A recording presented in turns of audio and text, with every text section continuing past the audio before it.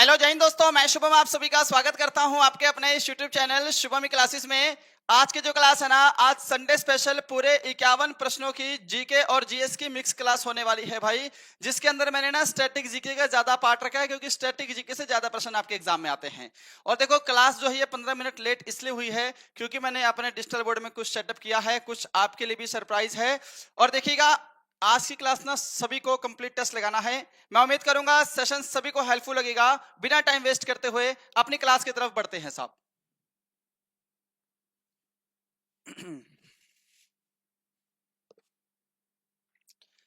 जय हिंद भाई सभी को, जय श्री राम।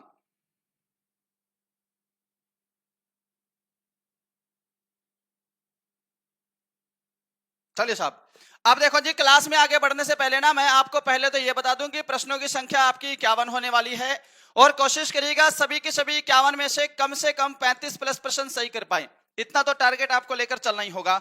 और दूसरी चीज आपको मैं बता दूं, आज आपका संडे है ना, आज दोपहर को 12 बजे आपको फ्री मॉक टेस्ट मिलने वाला है भाई। Sunday special free mock test, हर संडे को आपको फ्री मॉक टेस्ट मिलेगा, बिल्कुल कंप्लीट फुल मॉक टेस्ट। ठीक है, ये जो आपको दिखाई दे रहा है ना फ्री टेस्ट सीरीज वाला सेक्शन, आपको इस फ्री टेस्ट सीरीज वाले सेक्शन में जाना है। और ये टेस्ट जो है ना आपका 12 बजे से आपका चालू हो जाएगा। अभी अपलोड नहीं किया है, अपलोडिंग चल रही है।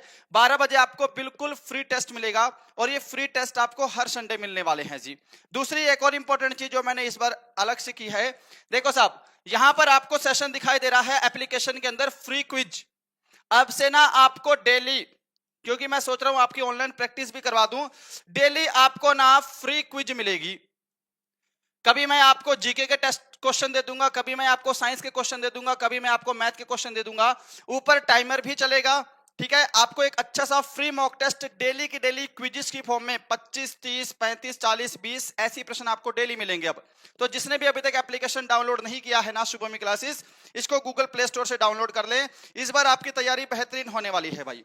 फ्री मॉक टेस्ट 12 बजे मिलेगा, आज हर संडे को मिलता है जो। और फ्री क्विजिस ना अब से आपको डेली मिलेंगी। और ये फ्री क्विजिस जो है ना, ये आपको कल से मिलनी शुरू हो जाएंगी साहब। कल से आपको सारी की सारी फ्री क्विजिस मिलेंगी, ये याद रखिएगा। क्लास की तरफ तो बढ़ेंगे, क्लास तो हमें करनी ही है। एक और इंपॉर्टेंट चीज याद रखिएगा, हमारी कई दिन से पीडीएफ नहीं आ रही थी क्योंकि मैं ना ई बुक्स के अंदर बिजी था, ई बुक्स अपडेट भी कर रहे थे। तो ई बुक्स तो अपडेट हो चुकी है। अब देखो साहब, यहां पर आपको दिखाई दे रहा है ना फ्री ई बुक्स। अब से जितनी भी हमारी यूट्यूब पर क्लास होगी उसका जो पीडीएफ है ना, वो आपको इस फ्री ई बुक्स वाले सेक्शन में मिलेगा। जितनी भी क्लास होगी, क्लास खत्म होने के 1 से 1.5 घंटे के बाद आपको हमारी एप्लीकेशन पर पीडीएफ बिल्कुल फ्री में मिल जाएगा साहब, है ना। तो जितनी भी क्लास है इस एप्लीकेशन को डाउनलोड कर लीजिएगा। 3 बेनिफिट्स मैंने यहाँ पर गिना दिए हैं। फ्री टेस्ट आपका हर संडे को होगा, बिल्कुल फुल मॉक टेस्ट। और आपको डेली के डेली क्विजिस के क्वेश्चन मिलेंगे, डेली आपको टेस्ट लगाने के लिए क्वेश्चन भी मिलेंगे यहाँ पर। टाइमिंग क्या रहेगा वो मैं आपको कल बता दूंगा क्योंकि ये कल से चालू होगा। और जितनी भी हमारी यूट्यूब की क्लास है उसका पीडीएफ आपको हमारे इस एप्लीकेशन पर भी मिल जाएगा। चीजें क्लियर है साहब?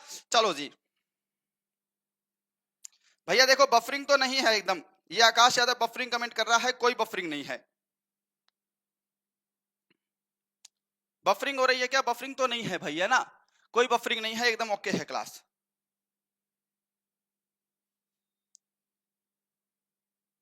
भाई बफरिंग है क्या? ये कमेंट कर रहे हैं, अगर जानबूझ के कमेंट करें तो मैं ब्लॉक कर दूंगा। देखो ऐसे नहीं है ना, कोई बफरिंग नहीं है। चलो ठीक है। अब देखो जी, रही बात क्लास, तो मैं स्टार्ट करने वाला हूं। मैं आपका 5 मिनट लूंगा, इतना मैं समय कभी नहीं लेता हूं। मैं आता हूं डायरेक्ट क्लास की तरफ जाता हूं, ठीक है ना।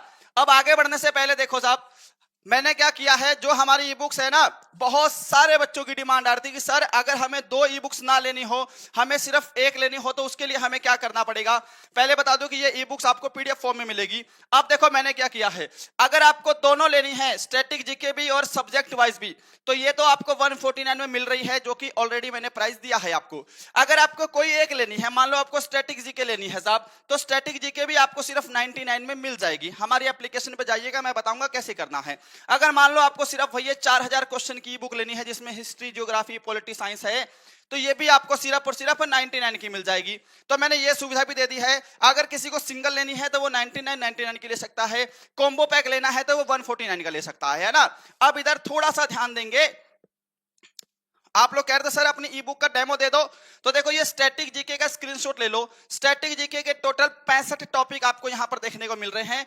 ऐसा कोई भी टॉपिक नहीं है कि जहां से प्रश्न ना बने भाई। अगर ऐसा कोई भी टॉपिक मैंने छोड़ा है तो बताना। ये सारे मैं टॉपिक लिख कर लाया हूं और साथ में आपको ऐसे पेज नंबर भी दिखाई देंगे। मैं ई बुक का हल्का सा डेमो दे देता हूं, फिर हम लोग आगे बढ़ेंगे, ठीक है ना। मान लो आपको जाना है भाई दूसरे टॉपिक पे, जैसे मैं लिख के लाया हूं, आपको ई बुक इस तरह से दिखाई देगी। ये संविधान के विभिन्न स्रोत हैं, ध्यान रखिएगा। इस तरीके से मैंने ये ई बुक डिजाइन की है, आपको इस तरीके से संविधान के स्रोत दिखाई देंगे। आगे बढ़ते हैं थोड़ा सा और, मतलब आप कोई भी टॉपिक का नाम रखेंगे आपको हमारी इस ई बुक के अंदर टॉपिक मिल जाएगा। ये प्रमुख रोग है उनसे प्रभावित अंग है। आप टॉपिक देख लीजिए साहब, इस तरीके से ये हमारी ई बुक डिजाइन है ना। देखो जी, ये रासायनिक सूत्र, ये स्टैटिक जीके की मैं आपको बुक दिखा रहा हूं। ये रासायनिक सूत्र हैं, सारे सारे के सारे इंपॉर्टेंट प्रश्न हैं। ये भारत में हुए प्रमुख युद्ध हैं, भारत की प्रमुख योजनाएं हैं, प्रमुख अनुच्छेद हैं, लोक नृत्य हैं, सारे आपको टॉपिक हमारी ई बुक्स के अंदर दिखाई देंगे, है ना। ये जो ई बुक है ना, ये पीडीएफ में मिलेगी, पहले बता रहा हूं, ये हमारी पीडीएफ है। आगे बढ़ते हैं, देखो जी, इसके बाद ये प्राचीन भारत का इतिहास 4000 प्रश्नों की जो ई बुक है, आपको इस तरीके से पेज नंबर भी दिखाई देंगे। किसी को मान लो भाई रसायन विज्ञान पढ़ना है तो डायरेक्ट पेज स्क्रॉल करके जा सकता है ना। और ये ई बुक जो है, ये भी आपको इस तरह से मैंने डिजाइन की है। पहले थोड़ा सा कंजस्टेड था, अब मैंने क्या किया है, प्रश्न लिखे हैं फिर आंसर, प्रश्न लिखे हैं फिर आंसर। इस तरीके से आपकी ये जो ई बुक है वो रहने वाली है साहब। देख लो, क्लास की तरफ तो मैं अभी बढ़ने वाला हूं। मैं आपका आज 5 मिनट लूंगा, संडे है तो थोड़ा लेट भी होगा तो कोई बात नहीं। चीजें क्लियर है साहब। अब सीधी सी बात है, परचेस कैसे करनी है जी। पहले आपको हमारा एप्लीकेशन डाउनलोड कर लेना है, शुभमी क्लासेस। प्ले स्टोर पे लिंक मिल जाएगा और इस वीडियो के डिस्क्रिप्शन में भी लिंक है। शुभमी क्लासेस डाउनलोड करके आईडी वगैरह बना लेंगे। देखो जी, अगर आपको लेना है कॉम्बो पैक तो आप जाएंगे पेड कोर्स पे। अगर आपको लेनी है सिंगल सिंगल ई बुक तो आप जाएंगे इस पेड ई बुक वाले सेक्शन में। चीजें क्लियर हैं। यहां पर आप इस आइकन पे भी क्लिक करेंगे, ये देखो 4000 है, इस पे क्लिक करेंगे तो सिंगल बुक पे जाएंगे। कॉम्बो वाला भी मैंने आइकन कर रखा है, उस पे क्लिक करेंगे तो आप कॉम्बो वाले पे चले जाएंगे। आप चीजें क्लियर हैं साहब। अब जैसे आप मान लो क्लिक करेंगे, आपको बाय नाउ पे क्लिक करना है, आपके पास पेमेंट वाला पेज आएगा, आप लोग पेमेंट कर दीजिएगा, है ना। और फिर ये कंटेंट का ऑप्शन दिखाई दे रहा है, ध्यान रखिएगा। कुछ बच्चों को ई बुक नहीं मिल रही है, बाकी मैंने अपना नंबर प्रोवाइड किया ही है। ये कंटेंट वाले ऑप्शन पे जा करके आप लोग ई बुक ढूंढ सकते हैं जी। और ई बुक जब आप ओपन कर लेंगे तो साइड में आपको ना इस तरीके से एक गोल आइकन में बटन दिखाई देगा, इस पे आप क्लिक करेंगे तो आपके पास डाउनलोड का ऑप्शन आ जाएगा। वो ई बुक आपकी गैलरी में डाउनलोड हो जाएगी। अगर इसके बाद भी किसी भी मेरे भाई को कोई भी दिक्कत परेशानी आ रही है साहब, अब तो मैंने सब कुछ खोल के रख दिया है आपके सामने, जो जैसी चीजें हैं। इसके बाद भी अगर आप सभी को कोई भी दिक्कत आ रही है तो ये हेल्पलाइन नंबर है 8930141125। आप लोग इस पर कॉल या मैसेज कर सकते हैं, बस अर्जेंट होगा तभी कॉल या मैसेज करिएगा। चीजें क्लियर है जी सारी। फ्री टेस्ट भी आपको मिलने वाला है, हर संडे आपको फ्री मॉक टेस्ट मिलेगा। डेली फ्री क्विज़ हमारी एप्लीकेशन में मिलेंगी, डेली क्लास का पीडीएफ भी एप्लीकेशन पर ही मिलेगा। और ये जो है सारा सिस्टम मैंने आपको समझा दिया है। जिसको सिंगल सिंगल ई बुक लेनी है वो सिंगल सिंगल ले लेगा, और जिसको भाई कॉम्बो लेनी है वो कॉम्बो भी ले सकता है।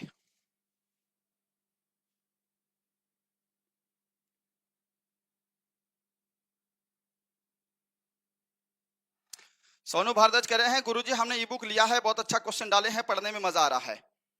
149 में दोनों ई बुक का पीडीएफ मिलेगा, और सिंगल सिंगल लेनी है तो आप 99 की भी ले सकते हैं जी। मैंने ले ली है ई बुक गुरुजी, धन्यवाद। चलो जी, अब बढ़ते हैं अपने क्लास की तरफ, क्योंकि आज संडे है। पूरे 51 प्रश्न है। पहला प्रश्न देखिए, कीमोथेरेपी किस बीमारी के इलाज में प्रयोग की जाती है। इस प्रश्न का सभी मेरे फौजी भाई आंसर दे देंगे जल्दी से साहब। सर आप क्या करते हो, टीचिंग करते हैं जो आपके सामने कर रहे हैं जी।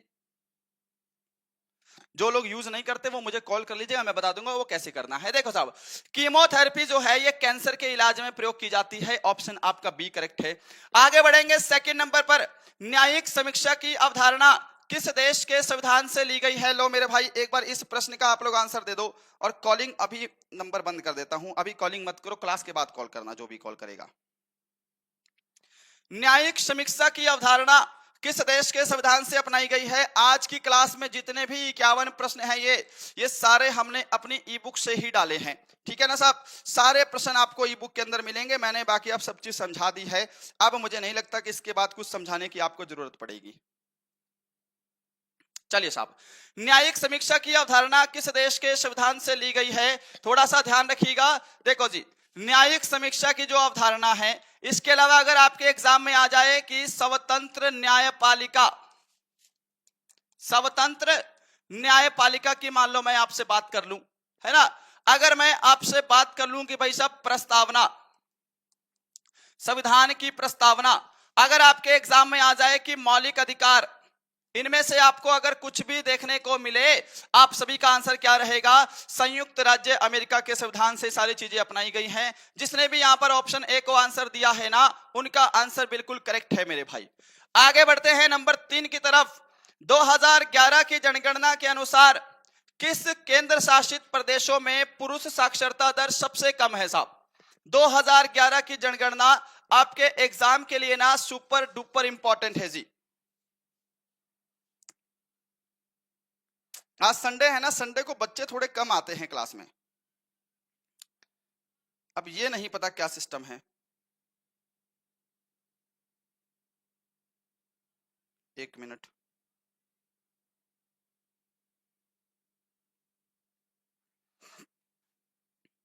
ई बुक इंग्लिश में, इंग्लिश वाली जो ई बुक है ना वो 10 तारीख को आएगी भाई, 10 अप्रैल को। और जिसने हमारी ई बुक्स पहले से मान लो पेमेंट की है, अब तो मैंने ई बुक अपडेट कर दी है, वो लोग अभी भी जाकर के ई बुक को डाउनलोड कर सकते हैं, नई वाली ई बुक को भी, उनको कोई पेमेंट नहीं करना है।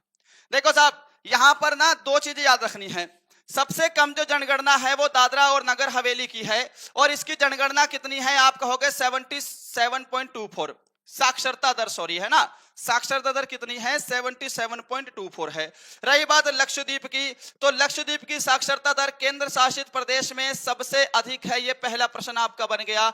और इसकी जो साक्षरता दर है वो 91.85% है, ये आपको याद होना चाहिए। ये दोनों डेटा भी याद रखिएगा, ये नहीं पता कि आपके एग्जाम में कहां से प्रश्न गिरेंगे, पर 2011 की जनगणना से आएंगे। ये भी प्रश्न ई बुक से लिया है। और 2024 के एग्जाम में अगर आपको याद हो, ये जो योजना वाले प्रश्न हैं वो हर शिफ्ट में आ रहे थे। प्रधानमंत्री किसान सम्मान निधि योजना कब चालू हुई? नंबर 4 का आंसर जल्दी से हो जाए एक बार। कैश ऑन डिलीवरी नहीं है जी, पीडीएफ मिलेगा इसका। कैश ऑन डिलीवरी क्या करोगे, पीडीएफ में है ये। और किसी को ई बुक वगैरह शेयर मत करना भाई, कंपटीशन बढ़ाओ कभी। चलो साहब, हाँ जी, पीडीएफ मिलेगा। आप लोग इस पीडीएफ का प्रिंट निकाल सकते हैं। नेवी एमआर वाले भी हमारी बुक ले सकते हैं। जिनका नेवी एमआर का एग्जाम है ना, वो स्टैटिक जीके वाली बुक को छोड़िएगा नहीं, वो तो आपको लेनी ही लेनी पड़ेगी साहब। प्रधानमंत्री किसान सम्मान निधि योजना जो है फरवरी 2019 में शुरू हुई थी। ऑप्शन आपका बी करेक्ट है। जल्दी से जल्दी आंसर देंगे। आज क्लास में मैं ज्यादा समय नहीं लेने वाला आपका, क्योंकि आज मैंने क्लास वैसे भी लेट शुरू की है और आपका काफी समय मैंने स्टार्टिंग में थोड़ा सा डिस्टर्ब भी कर दिया है। शिमला समझौता किस वर्ष हुआ है, इसका आंसर दे दो। दूसरा जो है, ये शिमला समझौता किसके बीच में हुआ है, ये भी आंसर दीजिएगा साहब। शिमला समझौता जो है वो किसके बीच हुआ है, ये भी आपको आंसर देना है मेरे फौजी भाइयों और बहनों। नंबर 5 पर है, जल्दी से एक बार आंसर हो जाए साहब। हाँ जी, फास्ट फास्ट ही चल रहे हैं। 1972 आंसर आ रहा है। अक्षय फौजी, शाबाश।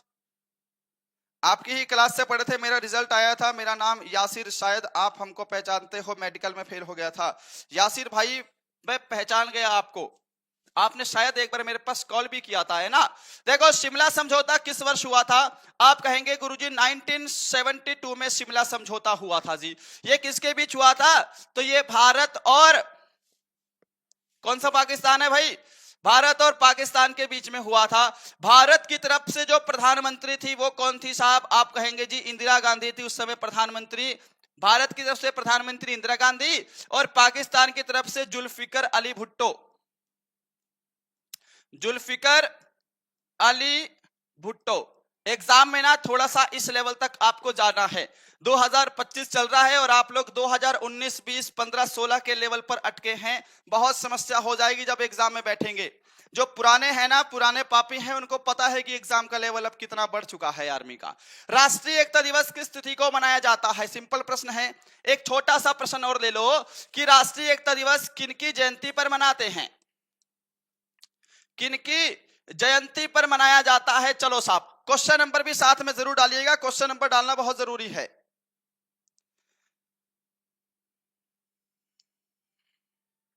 ये क्या नाम है? सनातनी अंकित। मेरे भाई बफरिंग नहीं है क्लास, मैं भी मोबाइल में ही देख रहा हूं, क्लास एकदम ओके है ना। आ जाओ साहब। किनके 31 अक्टूबर तो आंसर, चलो देखो सभी का आ रहा है, 31 अक्टूबर सही है। किनकी जयंती पर मनाते हैं, ये आंसर अभी तक नहीं आया है। 28 फरवरी को क्या मनाया जाता है? राष्ट्रीय विज्ञान दिवस मनाते हैं। मेरे को लग रहा है इसमें किसी को कोई दिक्कत नहीं होनी चाहिए। 31 मई को क्या मनाया जाता है साहब? तंबाकू निषेध दिवस। तंबाकू निषेध दिवस।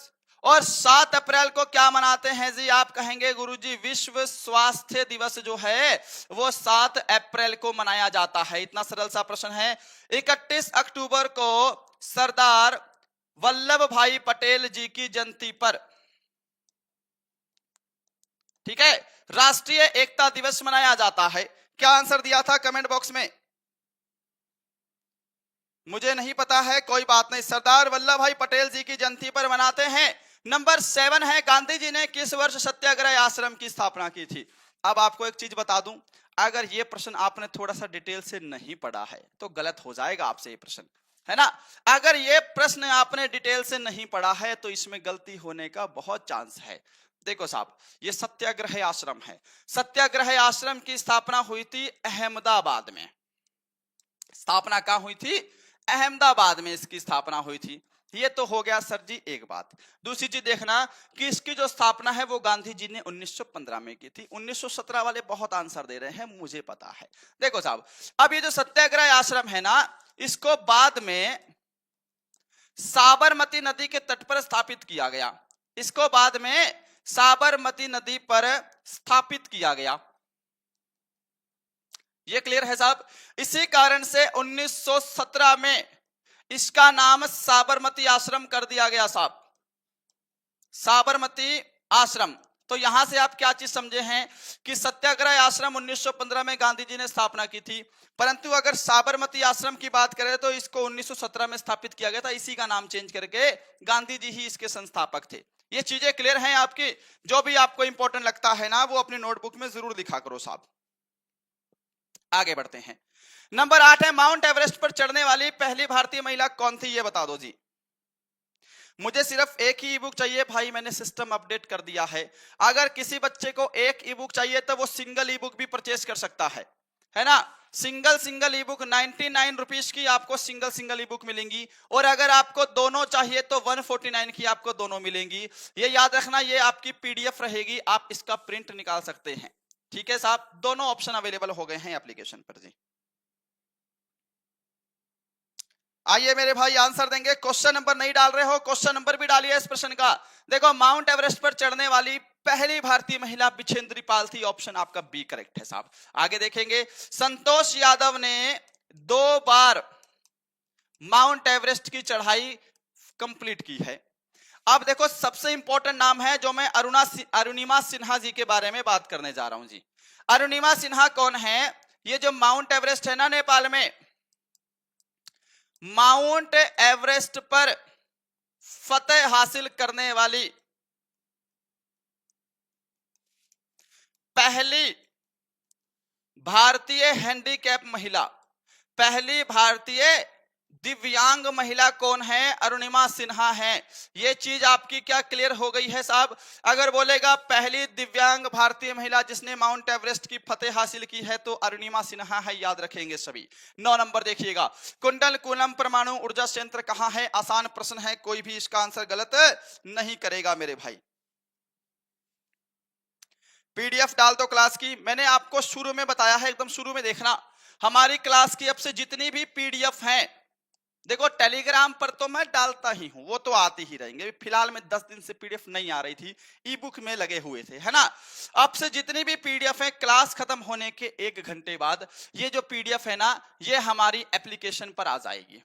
ठीक है साहब। दूसरा मैंने आपको क्या बताया है, आपको डेली हमारी एप्लीकेशन पर फ्री क्विजिस, यानी कि बोल दे कि फ्री मॉक टेस्ट मिलेंगे डेली एप्लीकेशन पर, छोटे छोटे डेली मिलेंगे ये तो आपको, और ये कल से चालू हो जाएंगे।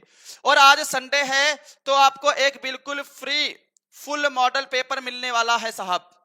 हमारी एप्लीकेशन पर फुल मॉडल पेपर मिलेगा, और ये मिलेगा आपको आज दोपहर 12 बजे से। क्या ये चीज क्लियर है? इतना याद रखिएगा जी। कुंडलकुलम परमाणु ऊर्जा संयंत्र आपका तमिलनाडु में लोकेटेड है। जिस भी फौजी भाई बहन ने ऑप्शन ए दिया है उनका राइट है जी। आगे बढ़ा जाए अगले प्रश्न की तरफ। अगला प्रश्न है, वॉलीबॉल के प्रत्येक पक्ष में खिलाड़ियों की संख्या कितनी होती है? मैं आपका पुराना स्टूडेंट हूं भैया जी, मैं जानता हूं आपको। सर मुझे दोनों ई बुक लेनी है, 149 प्लस 300 में मिलेगी क्या? दोनों 149 में दोनों हैं, 300 में नहीं। अगर एक लेनी है तो 99, 99, सिर्फ 99। दोनों लेनी है तो 150 में दोनों मिल रही हैं, ठीक है ना, 300 नहीं। देखो वॉलीबॉल के प्रत्येक पक्ष में 4 खिलाड़ी होते हैं, पोलो में ये मुझे लग रहा है सभी को पता होगा। 5 खिलाड़ी होते हैं बास्केटबॉल में। देखो ये बेसिक सी चीजें हैं, अगर ये भी आपको रटनी पड़ रही हैं तो बहुत अभी पीछे चल रहे हैं आप लोग। 6 खिलाड़ी वॉलीबॉल में होते हैं जो आपसे प्रश्न पूछा है। 7 खिलाड़ी किस में होते हैं? आप कहोगे सर जी वाटर पोलो में खिलाड़ियों की संख्या 7 होती है। 7 खिलाड़ी एक खेल है, ठीक है, बताइए वो किस में होते हैं? एक खेल और बचा है आपका। इनमें से किस शासक की मृत्यु चुगान खेलते हुए हुई थी? इल्तुतमिश, कुतुबुद्दीन ऐबक, फिरोज शाह तुगलक या फिर मोहम्मद बिन तुगलक? किस शासक की मृत्यु चुगान खेलते हुए हुई थी बताने का कष्ट करेंगे सभी। बास्केटबॉल में अच्छा बेसबॉल और खो खो में 9, बिल्कुल शानदार है साहब। कबड्डी में खिलाड़ी कितने होते हैं कोई बताएगा?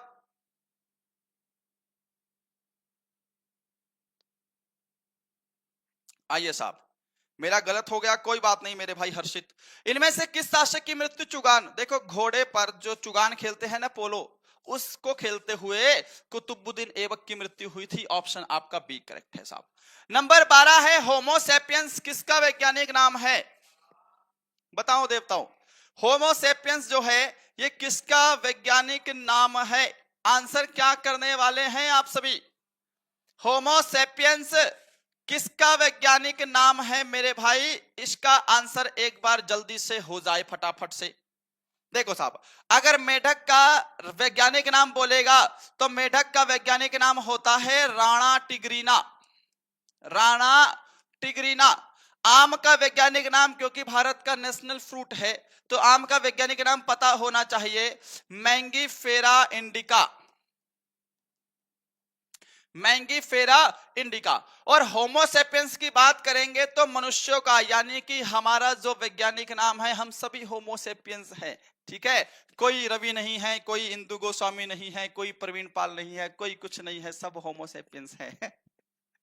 अंतरिक्ष में मानव भेजने वाला प्रथम देश कौन था भाई? लो भाई स्टैटिक जीके का प्रश्न आ गया, नंबर 13 बताइए जी। आओ साहब, अभी तक जिसने भी सेशन लाइक नहीं किया है, हम लोग 1100 लाइव हैं, जिसने भी सेशन को लाइक नहीं किया है वो लाइक शेयर सब्सक्राइब जरूर करेंगे साहब, है ना। अंतरिक्ष में मानव भेजने वाला प्रथम देश, अंतरिक्ष में जाने वाला प्रथम व्यक्ति कोई बताओ पहले तो भाई। अंतरिक्ष में जाने वाला प्रथम व्यक्ति कौन है? तभी तो हम इस प्रश्न का भी आंसर दे पाएंगे, है कि नहीं बात? एक बार आंसर दे दो फटाफट से। इंदु गोस्वामी सही आंसर। प्रमोद रनर। एप्लीकेशन का नाम क्या है जी? जो हमारे चैनल का नाम है शुभम ई क्लासेस। इस वीडियो के डिस्क्रिप्शन में भी लिंक मिल जाएगा, आपको टेंशन मत लीजिए। ये आ गया भैया जी सुयांश चंडेल, ये तो बहुत दिनों बाद आया है लड़का। यूरी गागरिन 1961 रसिया, क्या बात है साहब। देखो जी, यूरी गागरिन जो है वो अंतरिक्ष में जाने वाले पहले व्यक्ति थे, ठीक है, और 1961 में गए थे, क्या बात है, और सोवियत संघ ने भेजा था। ऑप्शन आपका बी करेक्ट आंसर है जी। क्वेश्चन नंबर 14 है लोक नृत्य लंबाड़ी किस भारतीय राज्य से संबंधित है? लंबाड़ी लोक नृत्य जो है ये किस भारतीय राज्य से संबंध रखता है? इसका आंसर एक बार हो जाए मेरे भाई बढ़िया से। The folk dance Lambadi is related to which Indian state? देखो जी, आपके एग्जाम में आ जाए लंबाड़ी, एक नृत्य आता है जिसको कहा जाता है ढिमसा। एक और नृत्य याद कर लो जो शास्त्रीय नृत्य है जिसको हम लोग बोलते हैं जी कुचिपुड़ी। और एक और मोस्ट इंपॉर्टेंट नृत्य है वीरनाट्यम। देखो नृत्य तो और भी हैं, पर मैं आपके एग्जाम को भी माइंड में रखकर चल रहा हूं, ये सारे याद रखना। लंबाड़ी, ढिमसा, कुचिपुड़ी, वीरनाट्यम मोस्ट इंपॉर्टेंट, ये सभी आंध्र प्रदेश के लोक नृत्य हैं। ऑप्शन का डी को मेरे सभी फौजी भाइयों ने आंसर दिया है जी। नेवी की क्लास 10 तारीख के बाद से स्टार्ट हो जाएगी दोस्त। आगे बढ़ते हैं। लोहड़ी या फिर बैसाखी किस राज्य के प्रमुख त्योहार हैं? लोहड़ी या बैसाखी मुख्य रूप से किस राज्य में मनाया जाता है? आंसर क्या करेंगे आप लोग? पंजाब आंसर देंगे, मैं इसमें समय नहीं दूंगा, ये बहुत बेसिक था। मसालों का बगीचा किस राज्य को कहा जाता है जी? किस राज्य को मसालों का बगीचा कहते हैं जी?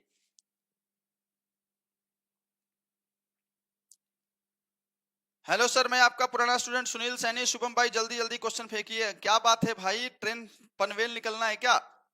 जल्दी गाड़ी स्टार्ट करो, पनवेल निकलना है। देखो, मसालों का बगीचा केरल को कहते हैं, ऑप्शन बी करेक्ट है। लो फिर पनवेल भेज देता हूं मैं आपको। 17 है, भारतीय चीनी तकनीकी संस्थान कहां है, ये बता दे भाई फटाफट से। कोयम्बटूर में क्या है जी? आप कहेंगे जी केंद्रीय गन्ना अनुसंधान केंद्र, पूरा नहीं लिख रहा हूं, ठीक है ना। देहरादून में केंद्रीय वन अनुसंधान केंद्र। आप लोग पूरा लिखिएगा, मैं आधा लिख रहा हूं। बाकी ये प्रश्न मेरी ई बुक में है, स्टैटिक जीके की ई बुक में ये प्रश्न मिल जाएंगे कंप्लीट आपको। भारतीय चीनी जो है ये कानपुर में है, ऑप्शन सी करेक्ट है जी। भारत में कौन सी नदी भ्रंश घाटी से होकर बहती है? पेरियार, नर्मदा, पेनगंगा, सोन, इनमें से कौन सी नदी जो है वो भ्रंश घाटी से होकर बहती है मेरे भाई? आंसर मैच करेंगे। जो भी नर्मदा नदी को आंसर दे रहे हैं वो बिल्कुल सही आंसर दे रहे हैं साहब। नंबर 19 देख लो इसी बात पर। तेल एवं प्राकृतिक गैस लिमिटेड यानी कि ओएनजीसी का हेडक्वार्टर कहां है? नई दिल्ली, कोलकाता, देहरादून या लखनऊ? बता दो एक बार। अरे भैया सभी पुराने स्टूडेंट हैं, कोई बात नहीं, सभी दिल के करीब हैं। और भाई चैनल को सब्सक्राइब कम कर रहे हो, जिस हिसाब से व्यूज आ रहे हैं, आप लोग वीडियोस को देख रहे हैं, उस हिसाब से ना चैनल को कम सब्सक्राइब कर रहे हो। चैनल को लाइक शेयर सब्सक्राइब भी करो मेरे भाई, है ना। अब तो मैंने आपके लिए बहुत सारी फैसिलिटीज दे दी हैं। डेली मैंने आपको फ्री क्विज़ का भी ऑप्शन दे दिया है एप्लीकेशन पर। डेली फ्री क्विज मिलेंगी आपको कल से, ठीक है। हमारी क्लास का पीडीएफ एप्लीकेशन पर भी मिलेगा और टेलीग्राम पर भी मिलेगा, ये तो दोनों जगह मिल रहा है पीडीएफ, ठीक है साहब। इसके अलावा आज संडे है, आज दोपहर 12 बजे से रेडी रहिएगा। फ्री मॉक टेस्ट अवेलेबल होने वाला है, फ्री मॉक टेस्ट लगा सकते हैं, फुल मॉक टेस्ट। देखो साहब, देहरादून में ओएनजीसी का हेडक्वार्टर है, ऑप्शन सी करेक्ट है।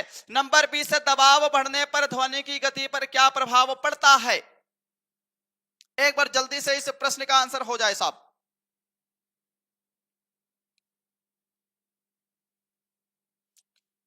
आइए जल्दी मेरे भाई क्लास में। पीडीएफ कहां से मिलेगा? हमारी एप्लीकेशन से मिलेगा, और आप पीडीएफ टेलीग्राम से भी ले सकते हैं। दबाव अगर बढ़े या फिर दबाव कम हो, हमारा जो ध्वनि है उसका प्रेशर से कोई लेना देना नहीं है, है ना। तो दबाव अगर बढ़ जाए या दबाव कम हो, ध्वनि की गति पर प्रेशर का कोई लेना देना नहीं है, कोई प्रभाव नहीं पड़ता है जी। निम्नलिखित में से क्या एक आनुवांशिक रोग है, जेनेटिक डिसीज है ना।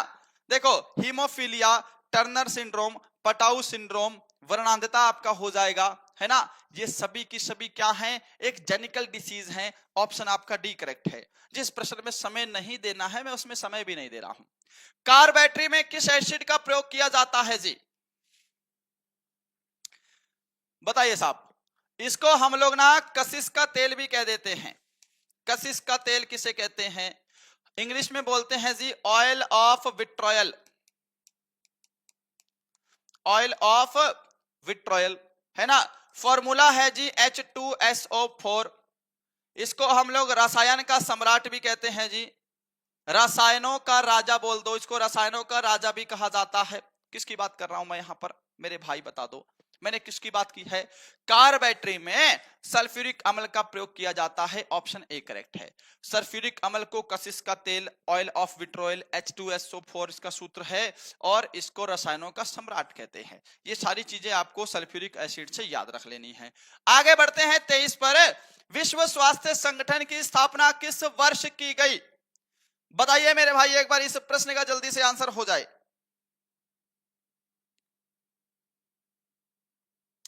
शानदार, क्या बात है जी, बहुत बढ़िया जी। मैं आपकी पुराने स्टूडेंट हूं जी, मुस्कान चंडेल, धन्यवाद। सर लेट हो गए हैं, कोई बात नहीं मेरे भाई, देर सवेर तो चलता रहता है, बस मेहनत रुकनी नहीं चाहिए। सुनील सैनी लाइक कर दो क्लास को, है शाबाश। विश्व स्वास्थ्य संगठन, देखो साहब, ये विश्व स्वास्थ्य संगठन यानी कि WHO। अभी मैंने आपको बताया है कि विश्व स्वास्थ्य दिवस कब मनाया जाता है। आपने कहा था सर जी 7 अप्रैल को विश्व स्वास्थ्य दिवस मनाते हैं, तो 7 अप्रैल 1948 को WHO की स्थापना हुई थी। और रही बात WHO का जो हेडक्वार्टर है वो है कहां पर, तो वो जिनेवा में लोकेटेड है WHO का हेडक्वार्टर। ये भी मेरे भाई याद रख लेना। हमारा यहां पर ऑप्शन डी करेक्ट आंसर है। क्या सभी ने नंबर 23 का ऑप्शन डी दिया है? मैं एक बार आपके कमेंट जरूर चेक करूंगा। सर जी मैंने क्लास के लिए ऑफिस जाना बंद कर दिया है। ऐसा काम मत करो भाई, अगर आपकी वो इनकम वाली चीज है तो उसको कंटिन्यू रखो ना। आप इनकम को तो क्यों डिस्टर्ब कर रहे हो? क्लास तो रिकॉर्डेड भी देख लेना, कोई दिक्कत नहीं है आपकी। निम्नलिखित में से कौन भारत की सबसे बड़ी कृत्रिम झील है? ये कृत्रिम झील बोला है मैंने, आर्टिफिशियल लेक। बता दो एक बार। शुभम भैया आपका बहुत बड़ा दिल से दुआ करूंगा जल्दी 1 मिलियन हो जाए। अब यार 1 मिलियन तो आप ही लोग करवाओगे, है ना? वो तो आप ही लोग करवाओगे 1 मिलियन। बताओ साहब कौन सी भारत की सबसे बड़ी कृत्रिम झील है? आप कहेंगे जी गोविंद वल्लभ पंत सागर झील जो है यह भारत की सबसे बड़ी कृत्रिम झील में से एक है। और यह है कहां पर, तो यह आपको याद रखना है, यह उत्तर प्रदेश में है जी। गोविंद वल्लभ पंत सागर झील को ना रिहंद झील भी कहा जाता है, याद रखिएगा जी। आगे बढ़ते हैं। झारखंड में स्थित जादूगोड़ा किसकी खादान है? अब मुझे एक चीज बताओ, ये प्रश्न ना आर्मी जीडी 2021 के एग्जाम में आया था मेरे भाई। कब आया था? आर्मी जीडी 2021 के एग्जाम में आया था कि झारखंड में स्थित जादूगोड़ा जो है ये किसकी खादान है? तो आप कहेंगे सर जी ये यूरेनियम की खादान है। ऑप्शन आपका सी करेक्ट हो जाएगा, याद रखना। जैसे तांबा जो है, खेतड़ी खदान कहां पर है जी? खेतड़ी खदान है एक जो कि राजस्थान में है और ये तांबे के लिए प्रसिद्ध है। ये आपको इंपॉर्टेंट है, याद रख लेना। मेरी जो ई बुक है ना स्टैटिक जीके वाली, उसके अंदर ये सारे प्रश्न हैं कंप्लीट। 26 पे आओ। निम्नलिखित में से क्या चौल वंश की राजधानी थी? आइए साहब नंबर 26। जीडी के लिए बेस्ट है ये क्लास मेरे भाई, सिर्फ जीडी के लिए ही नहीं, GD, tradesman, women military police, इसके अलावा क्लर्क वाले भी देख सकते हैं। इसके अलावा जो भी सीआईएसएफ बीएसएफ किसी भी एग्जाम की तैयारी कर रहे हैं, आप नेवी एमआर की कर रहे हैं, आप क्लास लगाइए खुश होकर के बस। चोल वंश का संस्थापक कोई भी मेरा फौजी भाई, चोल वंश का संस्थापक कौन था? आप लोग ये बताओ, तभी मैं आगे बढ़ूंगा। अब आपके कमेंट पढ़ लेते हैं। मैं बहुत देर से कमेंट नहीं पढ़ रहा था। नेगेटिव मार्किंग हो गया नहीं भैया? अभी तक तो नेगेटिव मार्किंग का कोई जिक्र नहीं है।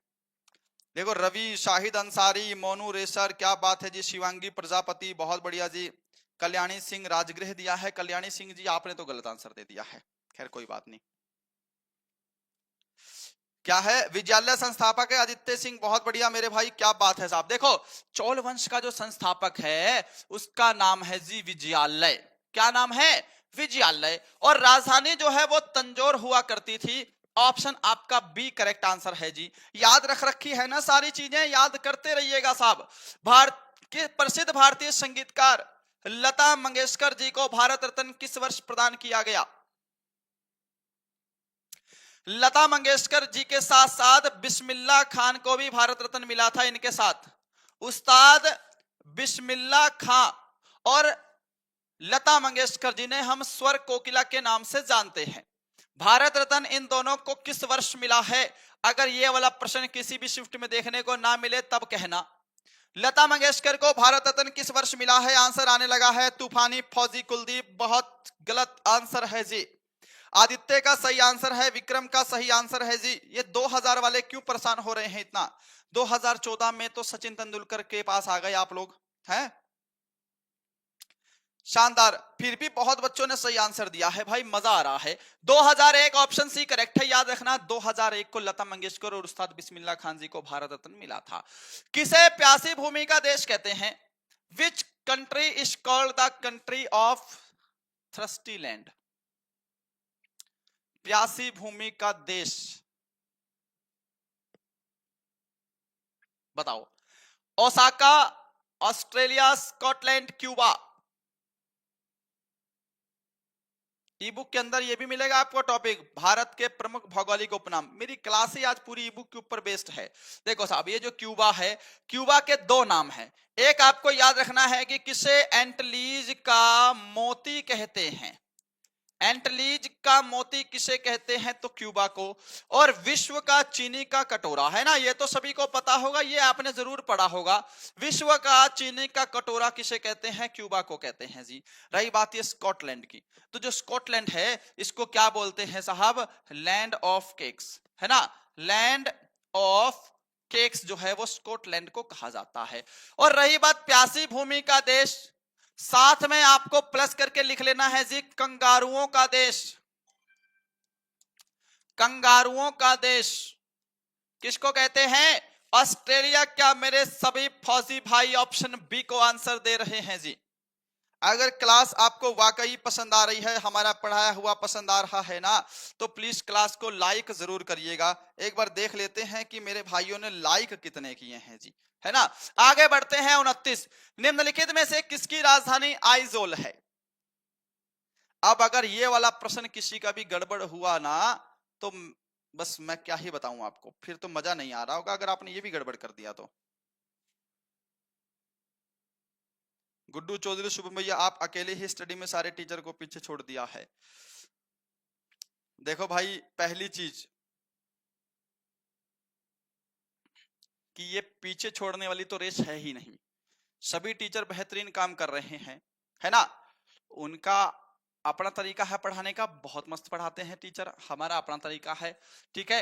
इसमें कोई रेस नहीं है, हमारा काम है नॉलेज देना और आप लोगों से जुड़ना। आप लोग को मेरा पढ़ाया हुआ पसंद आ रहा है, तरीका पसंद आ रहा है। देखो स्टूडेंट के ऊपर होता है कि सर ने ये वाली बात बोली और ये वाली बात सीधा यहां जा रही है खोपड़ी में छेद करते हुए, है ना। यहाँ पर भाई तरीका पसंद आ रहा है, पढ़ने में मजा आ रहा है, बस ये बात होती है और कुछ नहीं, है ना। देखो आइजोल की मैं बात कर रहा हूं, तो अरुणाचल प्रदेश की राजधानी तो ईटानगर, ये भाई कैपिटल्स ये तो याद हो जानी चाहिए। मिजोरम की राजधानी क्या है जी? मणिपुर की राजधानी इम्फाल हो जाएगी, है ना। मेघालय की राजधानी शिलोंग हो जाएगी। और जो आपसे प्रश्न पूछ लिया है आइजोल, वो मिजोरम की कैपिटल है जी। आओ जी भैया, नेक्स्ट नेक्स्ट चल रहा है, आपका तरीका बहुत अच्छा होता है, धन्यवाद। 30 नंबर है, पीलीभीत टाइगर रिजर्व इनमें से किस राज्य में स्थित है? आंसर तो मैंने भी दिया है, अक्षित डी भाई, ठीक है जी। सबका कमेंट नहीं पढ़ पा रहा हूं, ऐसा तो पॉसिबल नहीं हो पाता है ना।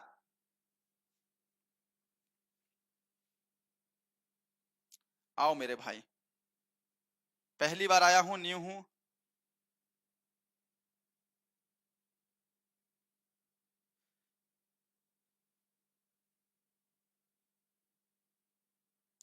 आसाम कमांडो कह रहे हैं सर जी, आप एडीआर में पॉइंट को पहचानते हो?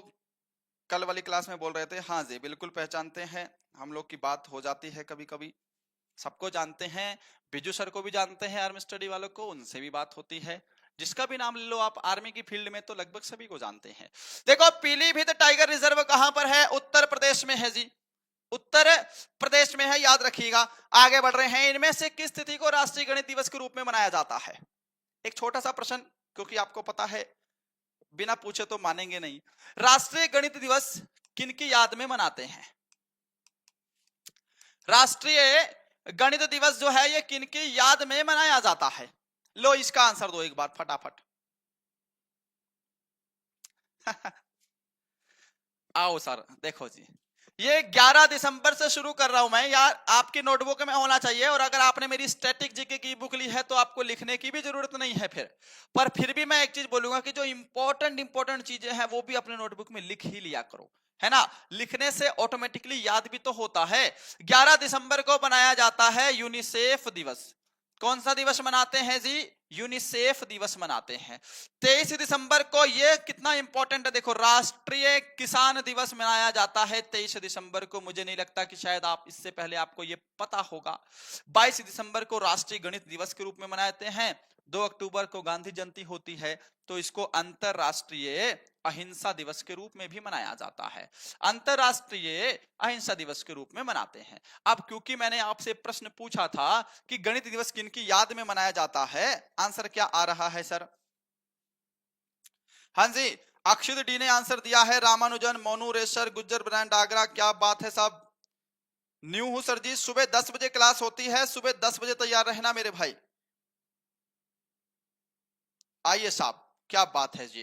देखो जी, श्रीनिवास रामानुजन जी की याद में राष्ट्रीय गणित दिवस मनाते हैं जी।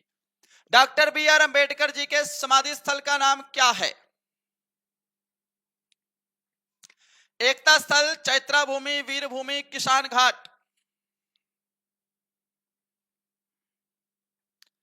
जो बी आर अंबेडकर जी हैं उनके समाधि स्थल का नाम क्या है मेरे भाई? कितना आसान टॉपिक है। अगर ये आपको नहीं आता है ना टॉपिक, तो मेरे भाई ये आना चाहिए आपको। देखो, ये एकता स्थल ज्ञानी जैल सिंह, इनके समाधि स्थल का नाम है साहब, है ना। जो आपसे प्रश्न पूछा है उसका आंसर हो जाएगा चैत्रा भूमि, और इसको ना चैत्य भूमि भी कहा जाता है, ये आप लोग याद रखिएगा, कभी मिस्टेक कर दो। वीर भूमि राजीव गांधी जी के समाधि स्थल का नाम है। किनका है जी? राजीव गांधी के समाधि स्थल का नाम है। रही बात किसान घाट की, तो चौधरी साहब, चौधरी चरण सिंह, इनके समाधि स्थल का नाम है मेरे भाई। क्लियर है? नंबर 33 सामने स्क्रीन पर, ड्रिबल शब्द का संबंध किस खेल से है जी?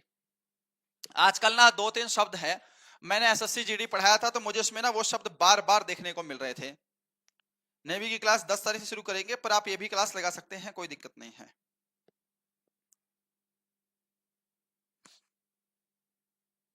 आओ साहब, क्या बात है जी। देखो जी, 2-3 शब्द हैं। एक शब्द आ रहा था जी, पेनाल्टी कॉर्नर, है ना, पेनाल्टी कॉर्नर। वैसे तो ई बुक में मैंने डाला है ये स्टैटिक जीके में। देखो, एक शब्द आता है जी गोल्डन किक, याद रखना ये मिलते जुलते आते हैं। एक शब्द आता है जी डॉल्फिन किक, डॉल्फिन किक, है ना।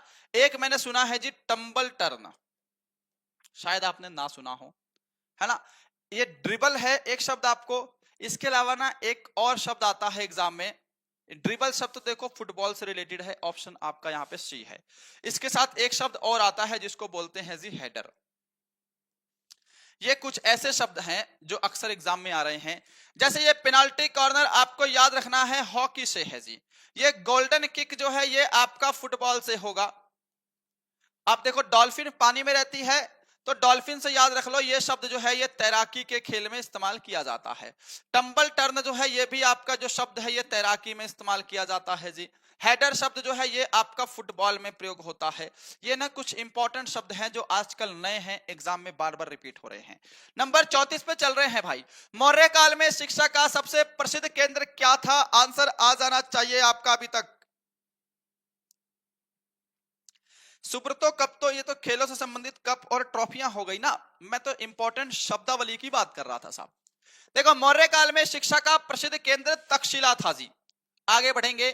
भारतीय संविधान की 10वीं अनुसूची में किसका वर्णन किया गया है? यह अनुसूचियां हैं, भारतीय संविधान की अनुसूचियां, भारतीय संविधान संशोधन, भारतीय संविधान के भाग, प्रमुख अनुच्छेद, मेरी आर्मी की स्टैटिक जीके की ई बुक में हर एक टॉपिक है। देखो जी, सॉल्यूशन पे चलते हैं। भारतीय संविधान की जो 10वीं अनुसूची है, उससे पहले देखो, पंचायती राज व्यवस्था का वर्णन भारतीय संविधान की 11वीं अनुसूची में। 10वीं अनुसूची में दल बदल का वर्णन किया गया है, दल बदल विरोधी कानून। संवर्ती सूची, संघ सूची, राज्य सूची, ये भारत की 7वीं अनुसूची के अंतर्गत है साहब। राज्यसभा की सीटों का आवंटन, यह भारतीय संविधान की 4थी अनुसूची में वर्णित है। याद रख लेना, इंपॉर्टेंट हो जाते हैं जी। दल बदल, आदित्य भूमि ने तो यह भी बता दिया है भाई कौन सा संविधान संशोधन है। मेहनत तो कर रहे हो आप लोग, मेहनत बस सही डायरेक्शन में होनी चाहिए। 52वां संविधान संशोधन अधिनियम 1985, क्लियर है? आगे बढ़ा जाए। 36 है, राज्यपाल के द्वारा जारी अध्यादेश अधिकतम कितनी अवधि के लिए होता है? देखो साहब, जब राज्यपाल अध्यादेश जारी करता है तो शुरू में यह जारी करता है 6 सप्ताह के लिए। अगर मान लीजिए 6 सप्ताह में मैटर सॉल्व हो गया, रिपोर्ट प्रस्तुत की जाती है, सारा कुछ सॉल्व हो गया तो कोई बात नहीं है। अगर कोई दिक्कत आती है, अधिकतम जैसे आपने बोले अधिकतम, तो अधिकतम आपको 6 महीने तक राज्यपाल का अध्यादेश जारी करता है और झेलना पड़ सकता है ना, राज्य सरकार के लिए। चीजें क्लियर है साहब? आगे बढ़ते हैं जी। लोकसभा में अविश्वास प्रस्ताव न्यूनतम कितने सदस्य द्वारा समर्थित है? मिस्यू सर यूपी पुलिस में पढ़ने जा रहा हूं आनंद यादव, कोई बात नहीं भाई, बाद में देख लीजिएगा, प्रश्न नंबर याद कर लो। आओ साहब, 6 महीने के लिए आर्टिकल 213, क्या बात है भाई, वेरी गुड, वेरी नाइस। देखो लोकसभा में अगर अविश्वास प्रस्ताव पास करना हो, कम से कम 15 सदस्य 50 मेंबर होंगे तभी मीटिंग भी संगठित की जाएगी। देवप्रयाग किन नदियों का संगम है? ये जो देवप्रयाग है यह किन नदियों का संगम है साहब? कोई भी बताएगा भाई?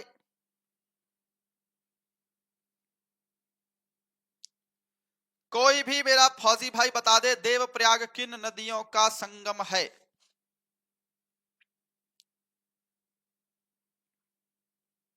रनिंग स्टार्ट कर दो, अगर आपके पास समय बच रहा है तो रनिंग स्टार्ट कर दो, कोई टेंशन नहीं है, बिल्कुल भी टेंशन मत लीजिएगा।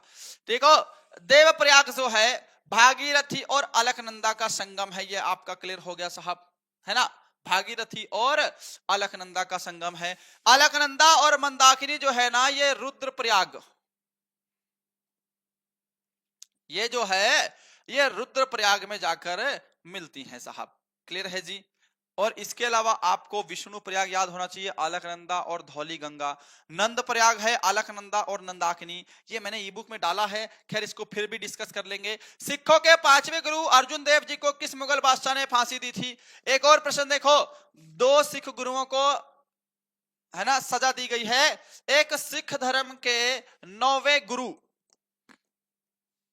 जिनका नाम था गुरु तेग बहादुर जी,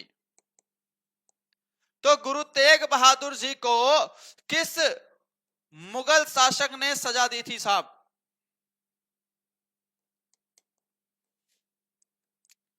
गुरु तेग बहादुर जी को किस मुगल शासक ने सजा दी थी? और सिख धर्म के 5वें गुरु गुरु अर्जुन देव जी को किसने फांसी की सजा दी है? ये 2 प्रश्न आ गए हैं आपके सामने, आंसर देने का प्रयास करेंगे साहब। जिसने भी अभी तक लाइक नहीं किया है लाइक कर देना। क्लास हमारी सुबह 10 बजे चलती है जी। देखो जी, सिखों के 5वें गुरु गुरु अर्जुन देव जी को किसने फांसी दी थी? तो आप कहेंगे जी जहांगीर ने साहब। और 9वें गुरु गुरु तेग बहादुर को मुगल बादशाह औरंगजेब ने फांसी दी थी, ये आपको याद रखना है। औरंगजेब को जिंदा पीर के नाम से भी जाना जाता है ना साहब? आगे बढ़ते हैं जी, नंबर 40, हर्षवर्धन की पहली राजधानी क्या थी? चलो ये तो अलग मैटर है, एक बताओ, हर्षवर्धन जो हैं ये किस वंश के शासक थे साहब? हर्षवर्धन किस वंश के शासक थे? हर्षवर्धन की 2 राजधानियां हुई हैं, है ना? आंसर आओ फटाफट से। सर जी आपका नंबर दीजिए, लास्ट में मैं आपको नंबर दे दूंगा, टेंशन मत लीजिए भाई, है ना? लास्ट में 51 प्रश्न कंप्लीट कर लेते हैं, फिर आपको नंबर दे दिया जाएगा।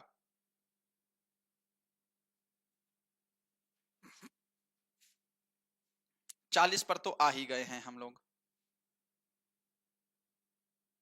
चलो साहब, देखो हर्षवर्धन की पहली जो राजधानी थी वो थी थानेश्वर। और हर्षवर्धन की अगर दूसरी राजधानी की बात करेगा तो वो है कन्नौज। किस वंश के शासक थे? तो देखो पुष्यभूति वंश याद रख लेना है। पुष्यभूति वंश को वर्धन वंश भी कहा जाता है, तो हर्षवर्धन पुष्यभूति वंश या फिर वर्धन वंश के प्रमुख शासक हुआ करते थे, क्लियर है चीजें? तो आइए नंबर 41 पर। नंबर 41 है, किसे भारतीय राष्ट्रवाद का जनक माना जाता है जी? ये प्रश्न का आंसर दो थोड़ा सा ताकि मजा भी आए। आप आर्मी फिजिकल लेते हो क्या? नहीं मेरे भाई, ओनली पेपर की तैयारी करवाते हैं जी। आज आपने शायरी नहीं बोली, शायरी के लिए तो मुझे ना अपना देखना पड़ेगा इंस्टाग्राम पेज, ठीक है? वहीं पता लगेगी भाई।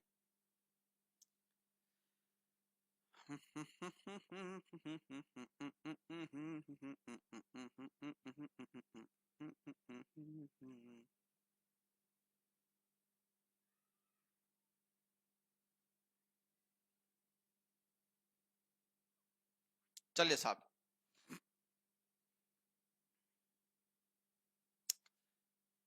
सर कितने घंटे क्लास रहेगी? 51 प्रश्न है, बस खत्म होने वाली है ना। देखो, भारतीय राष्ट्रवाद का जनक बाल गंगाधर तिलक को भी कहते हैं, और भारतीय राष्ट्रवाद का जनक आप लोगों ने अगर राजा राम मोहन राय भी पढ़ा है तो भी घबराइएगा नहीं, एक ही दोनों आंसर ये हो सकते हैं। राजा राम मोहन राय को आधुनिक भारत का निर्माता भी कहा जाता है, राजा राम मोहन राय को युग दूत भी कहा जाता है। हरगोविंद खुराना को कृत्रिम जीन संश्लेषण के लिए चिकित्सा के क्षेत्र में नोबेल पुरस्कार कब प्रदान किया गया? कि अर्ज किया है कि सपनों में भी नजर आने लगी है तू, किसी और को पलकों में कैसे रख लेते। कि सपनों में भी नजर आने लगी है तू, किसी और को पलकों में कैसे रख लेते, और तलब तो वर्दी की लगी थी जनाब, कोई और नशा कैसे कर लेते। देखो साहब, 1930 में डॉक्टर सीवी रमन को नोबेल पुरस्कार मिला है ना, भौतिकी के क्षेत्र में। 1913 में पहले भारतीय जो रविंद्रनाथ टैगोर जी हैं, उनको नोबेल पुरस्कार मिला है गीतांजलि के लिए लिटरेचर में, रविंद्रनाथ टैगोर जी साहब। और जो आपसे पूछा है हरगोविंद खुराना, इनको 1968 में चिकित्सा के क्षेत्र में मिला है, याद रख लीजिएगा साहब। सुमित शर्मा ले लिया जी मैंने आपका नाम। आइए जी, चले सॉल्यूशन पे। देखो, पेरिस्कोप किस सिद्धांत पर काम करता है? On what principle does the periscope work, है ना। अब मैंने पेरिस्कोप की अगर बात कर ली है आपसे, तो आप कहेंगे प्रकाश के परावर्तन पर काम करता है। आगे बढ़ते हैं साहब। 44 यूरिया किसमें संश्लेषित होता है? मैं आप ज्यादा समय नहीं लूंगा साहब। देखो जी, यूरिया की खोज किसने की थी, मुझे ये बता दो पहले तो। ये यूरिया दूसरा है ना, एक यूरिया जो रसायन होता है उसकी आप लोग फिर मिक्स कर दोगे, है ना। पहले बताओ, ये जो यूरिया है ये किसमें संश्लेषित होता है? हमारे शरीर में। अब मैं आपसे जो पूछ रहा हूं ये प्रश्न अलग है कि जो प्रयोगशाला है, प्रयोगशाला में यूरिया का निर्माण किसने किया था?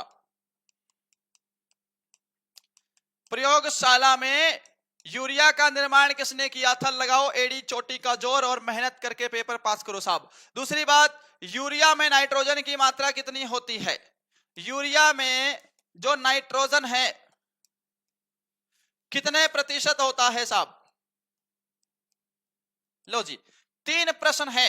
शरीर में यूरिया तो लीवर में संग्रहित होता है, ऑप्शन आपने डी को आंसर दे दिया है ना मेरे भाई, क्या बात है साहब।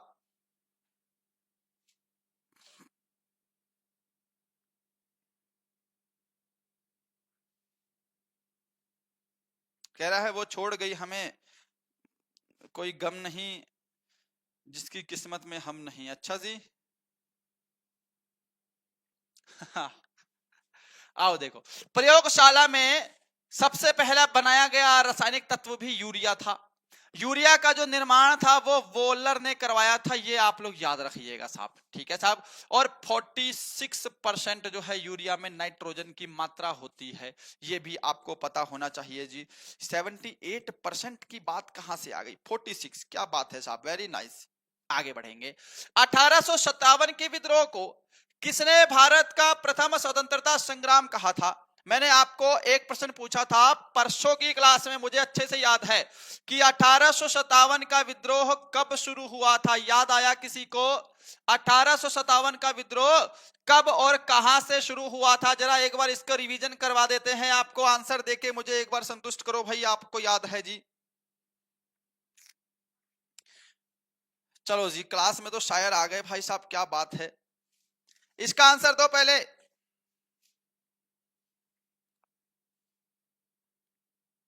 10 मई आंसर आ गया है जी। एक्सप्लोर शॉर्ट वीडियो, इसका लाला लाजपत राय कौन दे रहा है? गुजर ब्रांड किस खुशी में भाई, मत करो ऐसा। रवि ने सही आंसर दिया है, विशाल ने दिया है जी, इंदु गोस्वामी मेरठ, क्या बात है साहब। देखो जी, 10 मई मैंने आपको क्या बताया था कि 10 मई 1857 को मेरठ से इस क्रांति का उदय हुआ था, और इसको भारत का स्वतंत्रता संग्राम वीडी सावरकर ने कहा था जी। नंबर 46, कैल्शियम हाइपोक्लोराइट किसका रासायनिक नाम है? अच्छा एक काम और कर लो, ये जो कैल्शियम हाइपोक्लोराइट है इसका सूत्र भी बता दो आप लोग मुझे, कैल्शियम हाइपोक्लोराइट का सूत्र भी बता दो। और ये किसका वैज्ञानिक नाम है फौजी भाइयों, इतना तो कर्म कर ही लो कम से कम।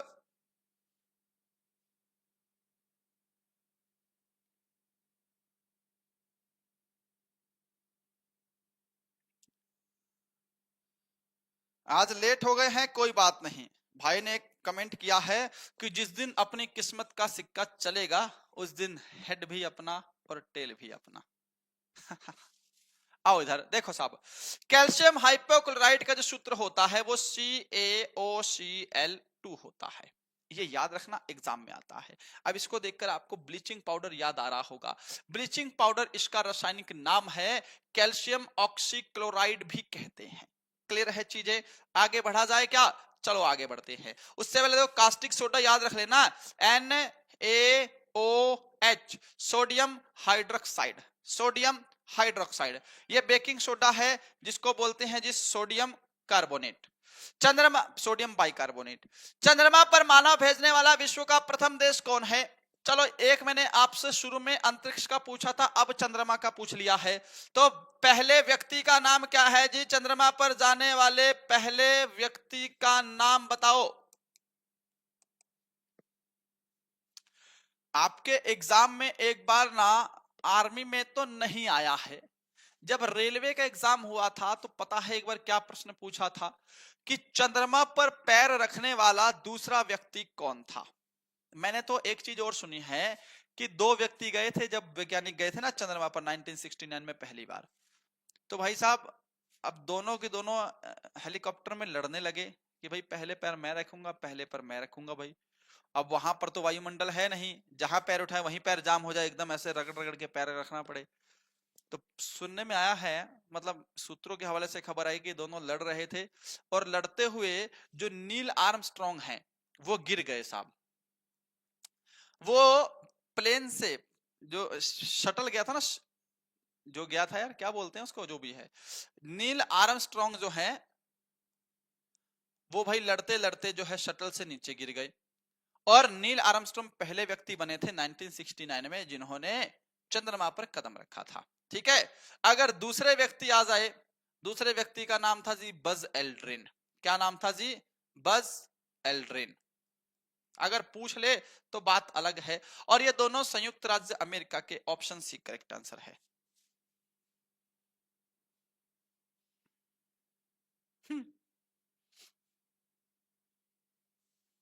असम राइफल्स का कट ऑफ नहीं पता मेरे भाई। निम्नलिखित में से किसने असहयोग आंदोलन का नेतृत्व किया था? अब देखो जी, असहयोग आंदोलन शुरू कब हुआ, इसका फटाक से आंसर आ जाओ। और असहयोग आंदोलन कब खत्म हुआ, एक बार इसका आंसर कर दो साहब। असहयोग आंदोलन जो है ये किस वायसराय के समय में हुआ था, ये भी आंसर दे दो। असहयोग आंदोलन किस वायसराय के समय में हुआ था? ये टोटल 4 प्रश्न है जी। भैया मुझे अग्निवीर वाली ई बुक लेनी है, 2 अप्रैल को आई है, कैसे खरीदे प्लीज? अभी बताऊंगा भाई, ये 51 प्रश्न खत्म हो जाए तो डिटेल से बता रहा हूं। हमने ई बुक को अपडेट भी कर दिया है, मैंने इस क्लास में आपको ई बुक का डेमो भी दिखा दिया है, बिल्कुल शुरू में जाएंगे आपको डेमो भी मिल जाएगा। अब आप सिंगल सिंगल ई बुक भी परचेस कर सकते हैं और कॉम्बो लेना है तो कॉम्बो भी ले सकते हैं साहब, है ना। देखो जी, आपको डेट याद रखनी है जी, 1 अगस्त 1920 को असहयोग आंदोलन की शुरुआत हुई थी साहब, और 4 फरवरी 1922 को चौरी चौरा कांड के चलते ये असहयोग आंदोलन खत्म कर दिया गया था जी, है ना। ये किस वायसराय के समय में हुआ था, तो ये भी आसान है, लॉर्ड चेम्सफोर्ड आप लोग को याद रख लेना है ताकि आपको याद रहे। चीजें क्लियर हैं साहब। और महात्मा गांधी जी के नेतृत्व में हुआ था, ऑप्शन बी करेक्ट है जी। चलो साहब,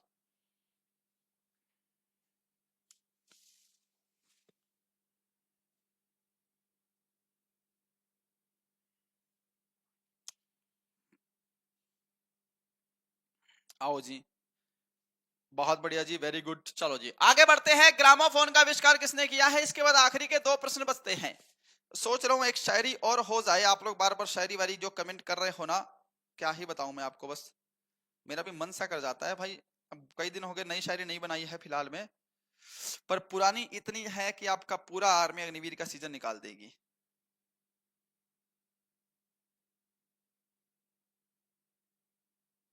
चलो जी, आंसर दो।